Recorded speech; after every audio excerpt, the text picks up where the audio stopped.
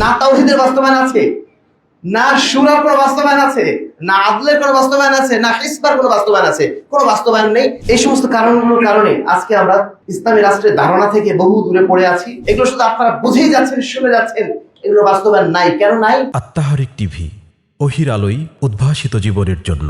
আমরা যে কথাগুলো বলছি, কথাগুলো শুনতে তো ভালো লাগে, কিন্তু আমাদের সমাজে এগুলোর কোনো বাস্তবায়ন নেই। না তাওহীদের বাস্তবায়ন আছে, না শুরার কোনো বাস্তবায়ন আছে, না আদলের কোনো বাস্তবায়ন আছে, না হিসবার কোনো বাস্তবায়ন আছে, কোনো বাস্তবায়ন নেই।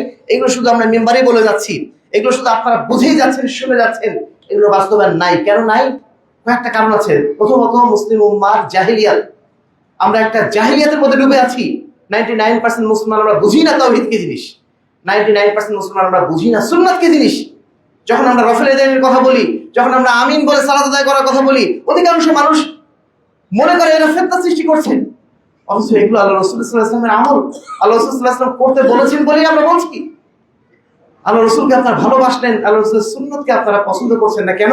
এটা সামাজিক রেওয়াজের বিরুদ্ধে যায়, বাবা মার সিস্টেমের বিরুদ্ধে যায়, সমাজের অধিকাংশ মানুষ করে না।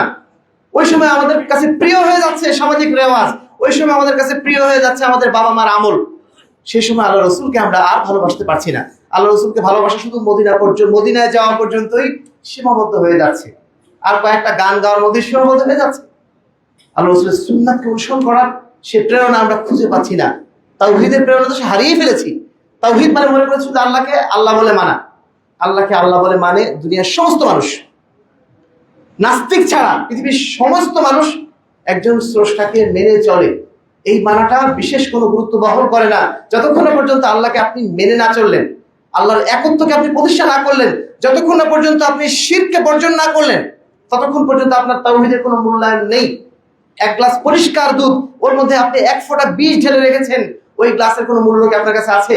আপনাকে মারলেও আপনি যদি জানেন ওখানে এক ফোঁটা বিষ আছে, আপনি ওই এক গ্লাস দুধ কখনো খাবেন না, কারণ আপনি জানেন ওখানে তাও মানে শিরক আছে বা ওখানে এক ফোঁটা বিষ আছে।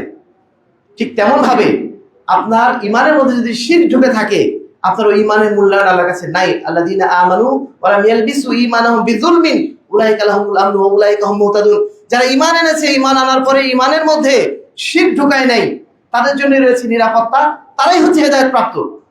আমি আপনি তো বিরাট মুওয়াহ্হিদ হয়ে বসে আছি, তাওহীদি জনতা, সবাই আমরা তাওহীদি জনতা হয়ে বসে আছি।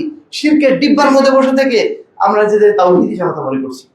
সম্মানিত উপস্থিতি, এই জাহিলিয়াত যতদিন আমাদের মধ্যে আছে, এই মূর্খতা যতদিন আমাদের মধ্যে আছে, ততদিন পর্যন্ত ইসলামী রাষ্ট্রের কথা আমরা যতই শুনাই না কেন, এগুলো আপনাদের বা আমাদের একখান দিয়ে ঢুকবে আর একখান দিয়ে বেরিয়ে যাবে। 2 নম্বর হচ্ছে, আজকে আমরা যে সমাজ ব্যবস্থার মধ্যে রয়েছি, এই সমাজ ব্যবস্থার চারিদিক থেকে নানা ধরনের বাতিল মতবাদের মধ্যে রয়েছে। শিরক বেদাত তো আছেই, এই সাথে আধুনিক নানা শিরক আছে যেগুলোকে আমরা শিরক বলে চিনি না। ডেমোক্রেসি, যেটাকে আমরা গণতন্ত্র বলছি, এই গণতন্ত্র হয়তো একটা আমরা মতবাদ হিসেবে জানি, কিন্তু এই মতবাদ শুধু মতবাদ না, এটা একটা শিরকের মিসাইল। যেই মতবাদ এসে আমাদের ইমানের দুর্গটাকে নষ্ট করে দিচ্ছে, ভেঙে ফেলে দিচ্ছে, আমাদের অজান্তেই, না জেনে না বুঝেই আমরা আমাদের দুর্গটাকে নষ্ট করে ফেলে রেখেছি। এই দুর্গটার মধ্যে আমরা শিরকের বন্যা ঢুকিয়ে দিচ্ছি। জাতীয়তাবাদ বলি, সেকুলারিজম বলি, যত ধরনের ইজম, পশ্চিমা ইজম আমাদের মধ্যে আজকে চেপে বসেছে, প্রত্যেকটা ইজম আমাদের তাওহীদের, আমাদের সুন্নাতের চেতনার বিরোধী। এই বাতিল আকীদাগুলো সম্পর্কে আমরা সচেতন নই। তারপরে আরো যে বিভিন্ন ধরনের বিষয়গুলো আসছে, গ্লোবালাইজেশনের নাম দিয়ে আমাদের মধ্যে উদারতাবাদ প্রবেশ করেছে, ইন্ডিভিজুয়ালিজম প্রবেশ করেছে, আমাদের মধ্যে ব্যক্তি স্বাতন্ত্র্যবাদ প্রবেশ করেছে। আমরা মনে করেছি যে আমার চয়েসটাই ফাইনাল, আমি একজন ব্যক্তি, আমি যা চিন্তা করবো, আমি যা ভাববো, ওটাই ফাইনাল। মানুষ ওখানে কিছু বলার সুযোগ নেই। ওই জায়গাতে আল্লাহ রাব্বুল আলামিনের প্রবেশ অধিকারও আমরা দিচ্ছি না।